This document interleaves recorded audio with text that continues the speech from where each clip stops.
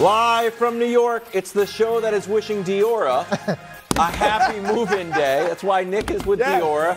Coach is in for Nick. A little better living. Broussard is still here. It's first things first. Today. Not at all. Not at all. Not even a little Coach, think about what he just said. Any reason to worry about the undefeated Eagles? Now, who are they undefeated against? A defensive stalwart, a team that's usually very good defensively. Your Patriots. We were good defense. We would have won the game. And they beat them. But a Viking, a 13-win playoff team from last year, Coach, that some think are going to the Super Bowl. You still, by the way, you still riding with them? Well, that's later on in the segment. All right, but anyway, 2-0, I'll admit they haven't looked great. That's for darn sure. But, Coach, I think this is a blessing in disguise because the coach has the tape to show the players, look, we have to get better at this, and this, and yet you're still 2-0. I'd rather learn from wins than learn from losses. Now, there's some concerns. I think their passing game it doesn't look good at all right now. And I thought early in the game, the fact that they had those early possessions where they have the bomb to Devontae Smith, which was great, but they get to the 10-yard line and can't push it in. They settle for a field goal. Then they get the fumble on they get two fumbles from the Vikings and can't capitalize. So even though Minnesota turned it over twice, they have good field position in the first quarter, they only get 3 points. So Jalen Hurts last year, only 4 games did he fail to throw for 200 yards or more. This year, he has yet to throw for 200 yards. And with A.J. Brown, Devontae Smith, and Dallas Goedert, I think they should have a good pass game. Obviously, the running game was great yesterday, and I think that will continue. But they got to fix that pass game. That's one of the main things that's concerning me, Coach. Yeah, I had a lot of concerns going into the season about the Eagles, and for a lot of reasons, and especially coming out of the New England game. So they get the 2 turnovers early, they go up 16-0, and then they're outscored 20-9. They give up a ton of passing yards to Mac Jones, who, he's made strides, but you weren't going into that game. He's not a good quarterback. Well, he's a Pro Bowler. You weren't expecting that type of performance from Mac Jones out of the gate, first game of the season. So now there was some concern there. And then last night, I really liked what they did. And I feel better about the Eagles after these 2 games than I did going into the season because they're finding different ways to win. Okay. So you've got 2 new coordinators, so that's an issue. You're coming off the Super Bowl hangover. That's always a problem. Jalen Hurts gets a new contract. Typically, you have to overcome that, in that position. And now they come out and they find different ways to win. They incorporate DeAndre Swift in a really meaningful way this game. Yesterday. And they do that better than anybody else, where they bring in guys from other teams and then find ways to help them be successful. So the coordinators are learning about the team's learning about the coordinators. They're finding different ways to win. They lead the league in turnovers. That's another great stat to have. You don't think that's a great stat to have? I think it's a good stat to have. Some of these turnovers seem a little lucky. Yeah, well, Zeke hadn't fumbled in 2 years or something. And look, they may be lucky, and sometimes turnovers come in bunches. Mm-hmm. But if that's the year and that's the way this thing goes, it's going to be great for them. You want some fodder? Sure, I'll take fodder. Because I'm objective up here. I still feel good about. The model I feel of good. objectivity. Thank you. I feel good about my Super Bowl pick, and even after what Coach said, he feels better about him. That makes me feel even better.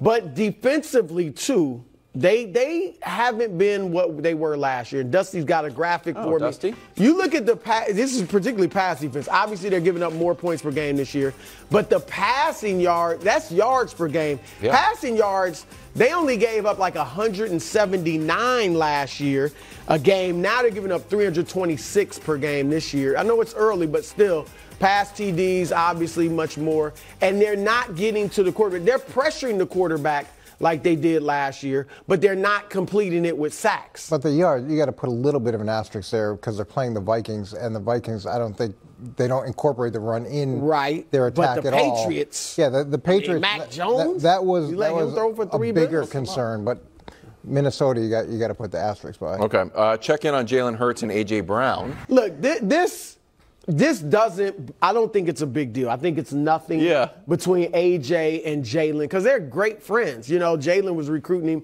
to Alabama. Even their teammates kind of refer to him as an old married couple because they're always bickering at each other. So I think those two are fine. What bothers me is Sirianni. Like, just straight up lying. Like, what, Coach? I don't get. Look, he could have said the same thing he ended up saying once he was caught red-handed. Like, hey, what goes on between us, we keep between us. Or even just said, those guys are great friends. You know, whatever. But to be caught lying, and I think it's not only embarrassing, it looks bad. And the media may not trust him now if they trusted him before. But, Coach, to me, it sends the wrong message to your locker room. And I'm not saying they don't like Sirianni or anything, but I think as the leader of the team, you've got to be like consistent, unapologetic. You got to present a strong front. You know, like the players, even if they know you're up there lying, maybe like Belichick sometimes, but you're consistent and you're strong. And this was just blatantly weak. And I just think that's not a good message to send to the locker room. I've been around some disagreements on the sideline that I wasn't part of and got asked about it later. And then at that point, you can say you don't know. It is tough when you break up the disagreement because then feign ignorance on it. And the players, I don't necessarily think they'll view it as being weak. He was looking out for him, just trying to just get rid of it. You know, so I don't think that's an issue. In terms of the actual disagreement, this to me is not significant. It's one of those things where when guys play on Monday night or Thursday night, they want to show out. They want to have a big game. And when the game becomes just intensely running the football and you're a marquee receiver, that can get a little bit frustrating. But when you win the game, that all goes away really quickly. And I'd say the thing with A.J. Brown is he probably has a little bit of a challenging personality. That's probably why he's not in Tennessee anymore.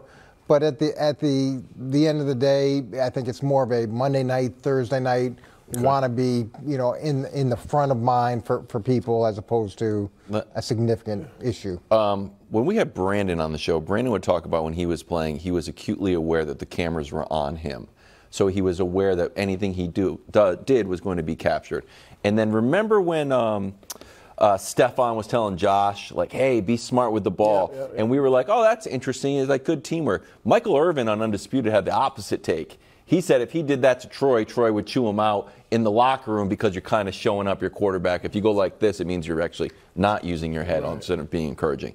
So my question is, if you're a frustrated wide receiver with your targets or the game plan or whatever, and you know the cameras are on you, what are you supposed to do without it having become a story the next day? Well, you can have a conversation with someone without it being confrontational. You can disagree without being disagreeable. Right. And I know there's the heat of the moment thing, and we used to talk to quarterbacks all the time where they'd point to the receiver after the play, like, hey, you go. Don't do that. You don't need to tell the crowd that you think the receiver ran the wrong route because the receiver's not pointing back and like, hey, that was a lousy throw. And you don't want that dynamic on the sideline. Everybody should be protecting everybody else and just trying to get to the right point. When you do things like this, it ends up being disruptive and it ends up taking away from a really positive win. Coaches-wise, when Brew has to tell me something. Yeah, like just we're like LeBron. Yeah, you screwed up. Or he just go, hey, I didn't say anything. I don't know what happened. I mean, quickly, Coach, can it? I mean, we remember last year A.J. Brown in the playoff win, he was pouting because he wasn't getting the ball. Can that eventually wear on teammates? So if I'm Devontae Smith or I'm the running backs, I'm like, dude, we're winning. Like Devontae, there's been games where he's kind of left out because Goddard and A.J. are clicking, and he's not doing this. I've been around receivers that have big personalities, and it didn't matter what the coverage was, they were open. You go to the sideline, and then you say, I was wide open. You're like, you're double covered. There's no chance you're going to get – I was open. Like that was the answer to everything. I'm open. Just throw it. I'm open. All right, game-changing moment before the half. Vikings. It was on him because he should have thrown it a little farther. Social media hates this rule, Coach. Darius Butler. So people hate the touchback rule, huh? And Kyle Van Noy. It's been all people that don't play football because the rule is actually really good. What are your thoughts? So, Coach, is it a bad rule? Was it just a bad play, unlucky play? Both? What's your take on this? I thought the way that he handled it was exactly right. It was on him. Everybody knows what the rule is. It's no surprise. It wasn't implemented this season. It's been in effect for a long time. And if you want to take that chance and reach the ball out at the end zone, knowing what the risks are of potentially fumbling it out of bounds as opposed to having it on the 1 yard line, then that's the chance you take, and it's not worth it. Now, what surprises me is the NFL is so in tune with trying to generate more points. And Bill Belichick used to talk about this all the time with the defense. He'd say, look, they didn't pay billions of dollars to watch us play good defense. People want to see other people, the fans want to see points. So I'm shocked the NFL hasn't changed it for that reason. But as a defensive coach, I like it. If you're going to take the chance to break the plane and extend out like that, then you also have to own the consequences of doing that if the ball gets fumbled out of bounds. I'm with the social media guys who hate the rule. But first, let me say this. You just want points. You just want points. First of all, I don't know that he reached for it. It's hard to tell. Like, the defender hit his elbow, so he may have just lost it. So, one, I wasn't sure. It's hard to say what he did, but he did a good job of taking the blame. I give him that. But, Coach, the rule makes no sense to me. I get if you don't want guys just throwing it at the pylon, I get all that. But make it a 10-yard penalty. I just think the change of possession, like, we're in the red zone, we're marching, and even let's say he wasn't trying to extend and he just fumbles, they should get the ball at the 1. But they got to lose possession? Yeah, you're fumbling. It's not like the other team. You're fumbling it into the end zone, and that's the risk. They didn't even. It's not like the other team's hopping on the ball. Like, you know, I just don't get the rule at all. But if it had been fumbled outside of the end zone, they would have gotten the ball, and this is the one area of the field where, look, ball security is at a premium anyways, but in this situation, the risk is that much higher. And you live with it. I'm with you in that. That's the rule. You got to know. You got to play by the rules. But come on, that's a horrible rule. You just want to see horrific 40 to 42 games. All right, hot take right off the bat here from my Super Bowl pick. Oh, yeah. Vikings are pretty good. Just saying. They just keep giving the ball to the other team. First 2 games in the last 25 years. The Rams, there's the Vikings. And the Steelers. Coach, a lot of smart football people have the Vikings going all the way to the Super Bowl. I know you're not a man of extremes, but is the season over for the Vikings? No. And Kevin's exactly right. That's the biggest problem. Kevin. Both Kevin. I don't know if the Super Bowl part is right, but last year they had 23 turnovers. This year they already have 7, so they've got a third of the amount of turnovers in 2 games, which doesn't happen. And as bad as that's been, they've been in both of these games. Kirk Cousins has been really impressive with 6 touchdowns to 1 pick. I think it's 112 quarterback rating, 700 yards. Now, granted, they're going that route of we're not gonna run the ball anymore. They haven't solved the Dalvin Cook problem. But from a passing game standpoint, from being able to be in these games with as lopsided as the turnovers have been, that's encouraging. You're frustrated, but it's encouraging that you're in it. And remember, the Lions started 1-6 last year, and they were in the playoff hunt at the end as well. That was nice of you, Coach, to make Wildes feel better. And Wildes, they're done. No. All right. I don't have them making the playoffs anyway. I never had them making the playoffs. They're not that good.